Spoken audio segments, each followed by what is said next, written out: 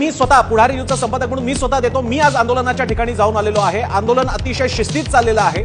आंदोलनामध्ये कोणताही राडा चाललेला नाही।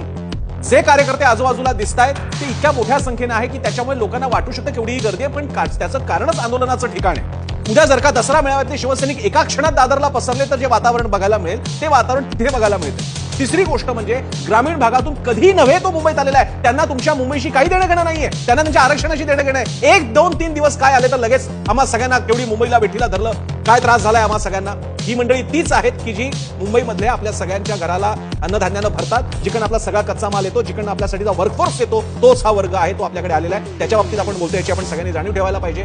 आणि जे काही घटना घडलेल्या आहेत त्या इतक्या अपवादात्मक आहेत की त्यामुळे आंदोलन हातून निसटलं, म्हणजे अन्य कुठल्या साध्या व्यक्तीपासून ते छगन भुजबळांपर्यंत सगळे म्हणतायत काय झालेलं आहे वगैरे, जणू काही तालिबान अवतरली की काय, असं चित्र नाही, हे मी जबाबदारीने सांगू इच्छितो। मी पुढची गोष्ट म्हणजे ही घटना ही इतकी मोठी करून दाखवली जाते की जणू काही तालिबान अवतरलंय। छत्रपती शिवाजी महाराज टर्मिनस आणि आझाद मैदानाच्या बाजूला घोड्यावरती बसलेले तालिबानी बंदुका घेऊन जात आहेत की काय, असं चित्र तयार केलं जात आहे, असं नाहीये।